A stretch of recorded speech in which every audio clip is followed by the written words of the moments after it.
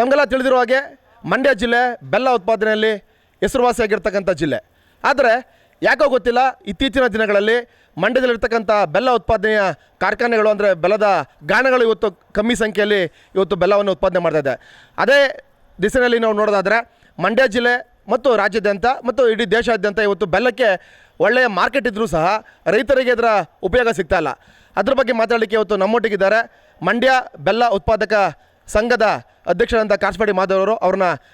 ಅವರನ್ನು ಈ ಒಂದು ಅಭಿಪ್ರಾಯವನ್ನು ಕೇಳೋಣ, ಯಾವ ರೀತಿಯ ರೈತರಿಗೆ ಉತ್ತೇಜನ ಸಿಗ್ತಾ ಇದೆ ಮತ್ತು ಮೌಲ್ಯವರ್ಧನೆ ಖಂಡಿತ ಆಗ್ತಾ ಇದೆಯಾ ಇಲ್ವಾ ಅಂತೇಳಿ. ಸರ್, ಈಗ ಮಂಡ್ಯ ಜಿಲ್ಲಾ ಬೆಲ್ಲ ಉತ್ಪಾದಕರ ಸಹಕಾರ ಸಂಘದ ನೀವು ಕಂಪನಿಯ ಜಿಲ್ಲಾಧ್ಯಕ್ಷರಾಗಿದ್ದೀರಿ ಮತ್ತು ಹಲವಾರು ರೀತಿಯ ಸಾವಯವ ಬೆಲ್ಲವನ್ನು ಉತ್ಪಾದನೆ ಮಾಡಲಿಕ್ಕೆ ತುಂಬ ಜನ ರೈತರನ್ನ ಒಂದು ತಂಡವಾಗಿ ಕಟ್ಟಿ ಸಹಕಾರ ಸಂಘಗಳನ್ನ ಮಾಡಿ ಇವತ್ತು ಉತ್ತೇಜನ ಕೊಡ್ತಾ ಇದ್ದೀರಿ ಸರ್. ಆದರೆ ಮಂಡ್ಯ ಜಿಲ್ಲೆಯ ಈ ಒಂದು ಬೆಲ್ಲ ಉತ್ಪಾದನೆಯ ಒಂದು ದಶಕದ ಅಥವಾ ಒಂದೆರಡು ದಶಕದ ನಾವು ಉದಾಹರಣೆಗಳನ್ನ ತಗೊಳ್ಳೋದ್ರೆ ತುಂಬ ಹಿಂದೆ ಉಳಿದ್ವಾ ಅಂತ, ಅದರ ಬಗ್ಗೆ ತಮ್ಮ ಅಭಿಪ್ರಾಯ ಸರ್. ನಮಸ್ಕಾರ. ಮಂಡ್ಯ ಜಿಲ್ಲೆ ಬೆಲ್ಲ ಉತ್ಪಾದನೆಯಲ್ಲಿ ಸಕ್ಕರೆ ಕಾರ್ಖಾನೆಗಳು ಪ್ರಾರಂಭ ಆಗೋ ದಿನದಿಂದಲೂ ಕೂಡ ತುಂಬ ಉತ್ತಮವಾದಂಥ ಹೆಸರು ಗಳಿಸಿದ್ದು. ಕನ್ಯಾಕುಮಾರಿಯಿಂದ ಕಾಶ್ಮೀರದವರೆಗೆ ಮಂಡ್ಯದ ಬೆಲ್ಲದ ಗಮಲಿತ್ತು, ಅದರ ರುಚಿ ಇತ್ತು. 10,000ಕ್ಕೂ ಹೆಚ್ಚು ಆಲೆಮನೆಗಳು ನಮ್ಮ ಮಂಡ್ಯ ಜಿಲ್ಲೆಯಲ್ಲಿತ್ತು. ಆ ಮಂಡ್ಯ ಜಿಲ್ಲೆಯ ಪ್ರತಿ ಆಲೆಮನೆಗೂ ಕೂಡ ಸ್ಥಳೀಯವಾಗಿ ಕಬ್ಬು ಕಟಾವು ಮಾಡೋರು, ಕಬ್ಬು ಬೆಲ್ಲ ತಯಾರು ಮಾಡ್ತಕ್ಕಂಥವ್ರು, ಸಾಗಾಣಿಕೆ ಮಾಡ್ತಕ್ಕಂಥವ್ರು ಸೇರಿ ಕನಿಷ್ಠ ಒಂದೊಂದು ಆಲೆಮನೆಗಳು ಸ್ಥಳೀಯವಾಗಿ ಉದ್ಯೋಗವನ್ನು ಕೊಟ್ಟಿತ್ತು. ಕನಿಷ್ಠ 25ರಿಂದ 30 ಜನರ ಪರೋಕ್ಷವಾಗಿ ಉದ್ಯೋಗವನ್ನು ಪಡ್ಕೊಂಡಿದ್ದರು. 10,000 ಆಲೆಮನೆಗಳಿದ್ದಂಥ ಮಂಡ್ಯ ಜಿಲ್ಲೆ ಇವತ್ತು ಅನೇಕ ಕಾರಣಗಳು, ಅನೇಕ ಸಮಸ್ಯೆಗಳಿಂದಾಗಿ ಇವತ್ತು ಬಹಳ ನಷ್ಟದ ಪರಿಸ್ಥಿತಿಗೆ ಬಂದಿದ್ದಾವೆ. ಇಡೀ ಮಂಡ್ಯ ಜಿಲ್ಲೆಯಲ್ಲಿ 700ಕ್ಕೂ ಆಲೆಮನೆಗಳು ಮಿತಿಯಾಗ್ಬಿಟ್ಟಿದ್ದಾವೆ. 1,000ಕ್ಕೂ ಕಡಿಮೆ ಆದಂಥ ಆಲೆಮನೆಗಳು ಬಂದು ಸುಮಾರು 2 ಲಕ್ಷದಿಂದ 2.5 ಲಕ್ಷ ಉದ್ಯೋಗ ನಷ್ಟ ಆಗಿದೆ. ಆದರೆ ರೈತರು ಕಬ್ಬು ಬೆಳೆಯೋದನ್ನು ಮಾತ್ರ ನಿಲ್ಲಿಸಿಲ್ಲ. ಸುಮಾರು ನಿನ್ನೆ ದಿವಸ 6,750 ರೂಪಾಯಿಗೆ ನಮ್ಮ APMC ಮಾರುಕಟ್ಟೆಯಲ್ಲಿ ಹಚ್ಚು ಬೆಲ್ಲ, ಬಕೆಟ್ ಬೆಲ್ಲಗಳು ಮಾರಾಟ ಆಗಿ ಬೆಲ್ಲದ ಬೆಲೆ ಅತ್ಯಂತ ಗಗನಕ್ಕೇರಿದೆ. ಅದು ರೈತರಿಗೆ ದೊರಕ್ತಾ ಇದೆಯಾ ಸರ್? ಈಗ ಮೌಲ್ಯವರ್ಧನೆ ಅಂತ ಹೇಳ್ತಾರೆ, ಯಾವುದೇ ಕೃಷಿ ಉತ್ಪನ್ನಗಳನ್ನ ಮೌಲ್ಯವರ್ಧನೆ ಮಾಡಬೇಕು, ಆದರೆ ಬೆಳೆಯೋ ಉತ್ಪನ್ನಗಳನ್ನು ಅತಿ ಹೆಚ್ಚು ಬೆಲೆಗೆ ಥರ ಮಾಡಬೇಕು ಅಂತ. ಈಗ ಬೆಲ್ಲದ ರೇಟು 6,500 7,000 ಆಗಿದೆ. ಸಕ್ಕರೆ ರೇಟು 75ರಿಂದ 80 ರೂಪಾಯಿ ಆಗಿದೆ. ನಿಜವಾಗ್ಲೂ ಇದರ ಉತ್ಪಾದನೆಯ ಮೌಲ್ಯ ಮತ್ತು ಅದರ ನಿಜವಾದ ರೈತನ ಶ್ರಮ ನಿಜವಾಗ್ಲೂ ಸಿಗ್ತಾ ಇದೆಯಾ, ಅವನಿಗೆ ಮೊತ್ತ ಸಿಗ್ತಾ ಇದೆಯಾ? ಇಲ್ಲ ಸರ್.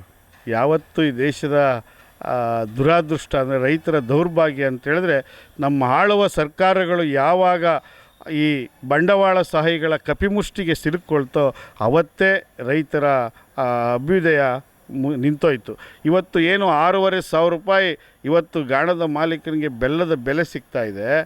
ಆದರೆ ಅದು ಒಂದಿಷ್ಟು ಈ ಕಾಲಮಾನ ಏನು ಶ್ರಾವಣ ಮಾಸ ಬಂದಿದೆ, ಇನ್ನು ಗಣಪತಿ ಹಬ್ಬದ ತನಕ ಒಂದು ಹಬ್ಬದ ಸಾಲು ಹಬ್ಬಗಳು ಬರೋದ್ರಿಂದ ಬೆಲ್ಲದ ಬೆಲೆ ಜಾಸ್ತಿ ಆಗಿದೆ. ಇದಕ್ಕೆ ಕಾರಣಗಳು ಅನೇಕ. ಈ ಬಾರಿ ಮಾರ್ಚ್ನಿಂದಲೇ ನಮಗೆ ಮುಂಗಾರು ಕೈ ಕೊಟ್ಟದ ಹಿನ್ನೆಲೆಯಲ್ಲಿ ಇವತ್ತು ಬೆಳೆದಿದ್ದಂಥ ಕಬ್ಬಿಗೆ ನೀರಿಲ್ದಂಗಾಯಿತು. ಕಬ್ಬಿನ ಇಳುವರಿ ಕಡಿಮೆ ಆಗೋಯಿತು.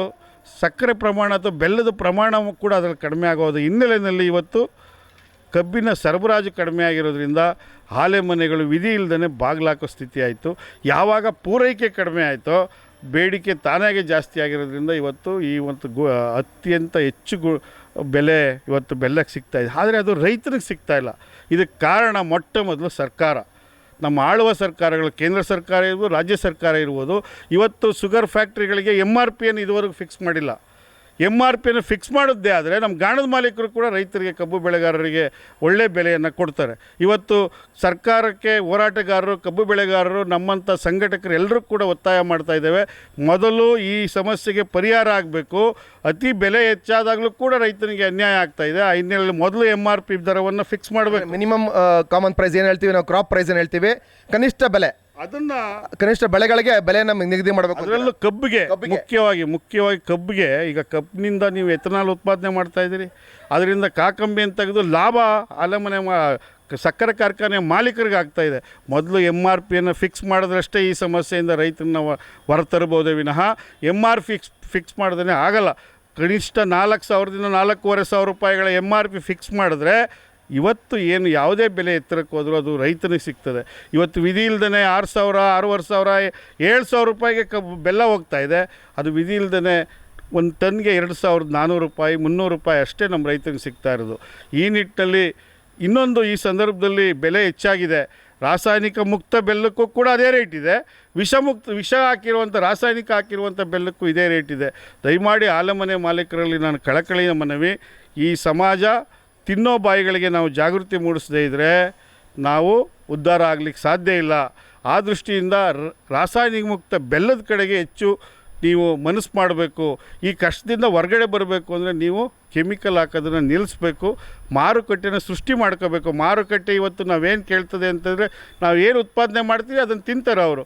ನಾವು ಉತ್ಪಾದನೆ ಮಾಡೋ ಹಂತದಲ್ಲೇ ನಾವು ಜಾಗೃತರಾದರೆ ನಾವು ಈ ಕಷ್ಟದಿಂದ ಹೊರಬರಬಹುದು. ನಮ್ಮ ಕಬ್ಬು ಬೆಳೆಗಾರರಿಗೂ ಕೂಡ ನಾವು ಒಂದು ಸಹಕಾರವನ್ನು ಕೊಡ್ಬೋದು ಅಂತ ಈ ಸಂದರ್ಭದಲ್ಲಿ ನಾನು ಹೇಳೋಕ್ಕೆ ಇಷ್ಟಪಡ್ತೇನೆ. ಸರ್, ಇನ್ನೊಂದು ವಿಚಾರ ಈಗ ಮುನ್ನೆಲೆಗೆ ಬಂದಿದೆ.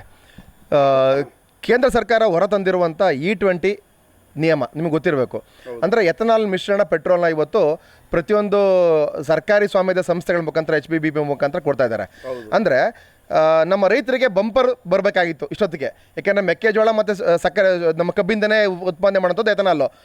ಇನ್ನೊಂದು ವಿಚಾರ ಏನು ಮುನ್ನೆಲೆಗೆ ಬಂದಿದೆ ಇವತ್ತು ಅಂತಂದರೆ, ಎಥನಾಲ್ಗೋಸ್ಕರ ನೀವು ಕಬ್ಬನ್ನು ಬಳಕೆ ಮಾಡೋದ್ರಿಂದ ಇವತ್ತು 72 ರೂಪಾಯಿ ಸಕ್ಕರೆ ಬಂದಿದೆ ಅಂತ ಹೇಳ್ತಾರೆ ಕೆಲವು ಸಂಘಟನೆಗಳು ಮತ್ತು ಹೋರಾಟಗಾರರು. ಇದಕ್ಕೆ ತಮ್ಮ ಅಭಿಪ್ರಾಯ ಸರ್?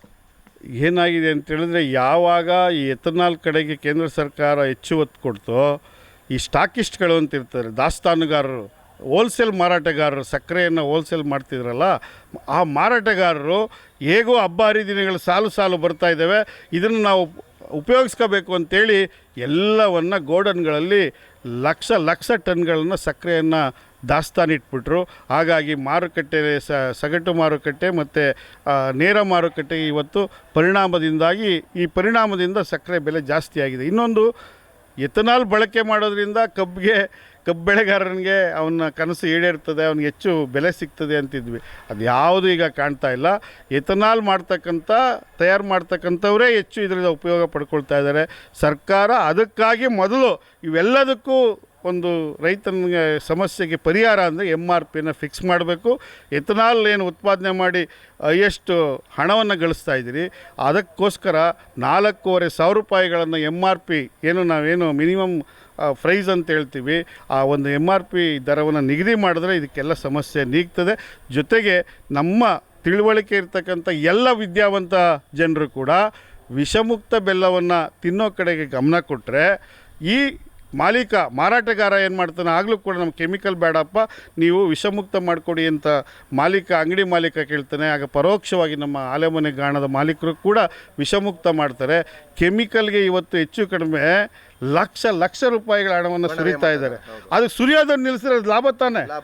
ಆ ನಿಟ್ಟಿನಲ್ಲಿ ಸರ್ಕಾರ ಇದಕ್ಕೆ ಮೊದಲೆಜ್ಜೆ ಇಡಬೇಕು. ಇವತ್ತು ಕೇಂದ್ರ ಆಹಾರ ಪೂರೈಕೆ ಸಚಿವರು ಕೂಡ ಪ್ರಹ್ಲಾದ್ ಜೋಶಿ ಅವರೆಲ್ಲ ಒಂದು ಕಡೆ ಹೇಳಿದ್ದಾರೆ, ದಾಸ್ತಾನು ಇಟ್ಟಿರ್ತಕ್ಕಂಥವ್ರನ್ನ ನಾವು ಅವ್ರ ಮೇಲೆ ಕಂಪ್ಲೇಂಟ್ನ ಲಾಡ್ಜ್ ಮಾಡ್ತೀವಿ. ಅದು ನಮ್ಮ ದೇಶಕ್ಕೆ ಬೇಕಾದಂಥ ಸಕ್ಕರೆ ಸಾಕಷ್ಟು ದಾಸ್ತಾನಿದೆ, ಆದರೆ ಇದನ್ನು ಕಾಳು ಸಂತೆಯಲ್ಲಿ ಇದನ್ನು ಮಾರಾಟ ಮಾಡಲಿಕ್ಕೆ ಇಟ್ಕೊಂಡಿದ್ದಾರೆ. ಅಂಥವ್ರ ಮೇಲೆ ಕಠಿಣ ಕ್ರಮ ವಹಿಸ್ತೀವಿ ಅಂತ ಹೇಳಿದ್ದಾರೆ. ಮೊದಲು ಕೇಂದ್ರ ಸರ್ಕಾರ, ಅದಕ್ಕೆ ರಾಜ್ಯ ಸರ್ಕಾರ ಕಣ್ತೆರಿಬೇಕು. ಈ ಕಬ್ಬು ಬೆಳೆಗಾರರ ಹಿತ ಕಾಯಲಿಕ್ಕೆ MRPಯನ್ನು ಫಿಕ್ಸ್ ಮಾಡಬೇಕು ಅಂತೇಳಿ ಈ ಸಂದರ್ಭದಲ್ಲಿ ನಾನು ಎಲ್ಲ ಕಬ್ಬು ಬೆಳೆಗಾರರ ಪರವಾಗಿ ನಾನು ಅವರನ್ನು ಕೋರ್ತಾ ಇದ್ದೇನೆ. ಇದಾಗಿತ್ತು ಕಾರಸವಾಡಿ ಮಹಾದೇವರವರ ಮಾತು. ಅವರ ಸಂಕ್ಷಿಪ್ತ ಮಾತನ್ನು ನಾನು ಹೇಳೋದಾದರೆ, ಒಂದು ಕಬ್ಬು ಬೆಳೆಗಾರರಿಗೆ ಸಿಗಬೇಕಾದಂಥ ನ್ಯಾಯಯುತವಾದಂಥ ಒಂದು ದರ ಸಿಗ್ತಾ ಇಲ್ಲ. ಇನ್ನೊಂದು ಬದಿಯಲ್ಲಿ ಆಲೆಮನೆ ನಡೆಸಿರ್ತಕ್ಕಂಥ ಮಾಲೀಕರು ಕೂಡ ಇದರ ಲಾಭ ದೊರೀತಾ ಇಲ್ಲ. ಅದರ ಬದಲಾಗಿ ಅಧಿಕಾರಶಾಹಿಗಳು ಮತ್ತು ಬಂಡವಾಳಶಾಹಿಗಳು ಅಂತ ಹೇಳ್ತೀವಿ ನಾವು, ದೊಡ್ಡ ಕಾರ್ಖಾನೆಗಳ ಮಾಲೀಕರು, ಅವರ ಮತ್ತು ಸ್ಟಾಕಿಸ್ಟ್ಗಳು ಯಾರಿದ್ದಾರೆ ಅಂಥವ್ರು ಇವತ್ತು ದಾಸ್ತಾನುಗಳನ್ನ ಇಡೋದ್ರ ಮುಖಾಂತರ ರೈತರಿಗೆ ಸಿಗಬೇಕಾದಂಥ ಮತ್ತು ಆಲೆಮನೆ ಮಾಲೀಕರಿಗೆ ಸಿಗಬೇಕಾದಂಥ ಯಾವುದೇ ಹಣವನ್ನು ಕೂಡ ಅವರಿಗೆ ಕೈಗೆ ಅವರ ಬೆವರ ಶ್ರಮದಕ್ಕೆ ಫಲವಾಗಿ ಇವತ್ತು ಸಿಗ್ತಾ ಇಲ್ಲ. ಅದರ ಬದಲಾಗಿ ಅದು ಯಾರ್ದೋ ಕೈಗೆ ಸೇರ್ತಾ ಇದೆ. ಸರ್ಕಾರ ಈ ಕೂಡಲೇ ಮಿನಿಮಮ್ MRP ಪ್ರೈಸ್ ಅಂದರೆ FRP ಪ್ರೈಸ್ಗಳನ್ನ ಅಂದರೆ ಕಬ್ಬಿಗೆ ಒಂದು ಕನಿಷ್ಠ ಬೆಲೆಯಾಗಿ 4,500 ನಿಗದಿ ಮಾಡಬೇಕು. ಜೊತೆಗೆ ರಾಸಾಯನಿಕ ಮುಕ್ತ ಅಂದರೆ ನಮ್ಮ ಸಾವಯವ ಬೆಲ್ಲದ ಕಡೆಗೆ ಎಲ್ಲರೂ ಕೂಡ ಗಮನ ಹರಿಸಬೇಕು. ಮತ್ತು ಬಳಸುವಂಥ ಗ್ರಾಹಕರು ಕೂಡ ಸಾವಯವ ಬೆಲ್ಲವನ್ನು ಬಳಸೋದ್ರ ಮುಖಾಂತರ ಆರೋಗ್ಯವನ್ನು ವೃದ್ಧಿಸ್ಕೋಬೋದು ಮತ್ತು ಸಮಾಜಕ್ಕೂ ಕೂಡ ಒಳ್ಳೆಯ ಒಂದು ಸಂದೇಶವನ್ನು ಕೊಡ್ಬೋದು ಅಂತ ಹೇಳಿದ್ದಾರೆ. ಅವರಿಗೆ ಧನ್ಯವಾದಗಳು ಸರ್, ನಮಸ್ಕಾರ. ಇದೇ ರೀತಿಯ ಹೆಚ್ಚಿನ ಸುದ್ದಿಗೆ ನೋಡ್ತಾ ಇರಿ Karnataka news digital channel. Karnataka news digital ಚಾನಲನ್ನು ಈಗಲೇ ಸಬ್ಸ್ಕ್ರೈಬ್ ಮಾಡಿ. ಧನ್ಯವಾದಗಳು.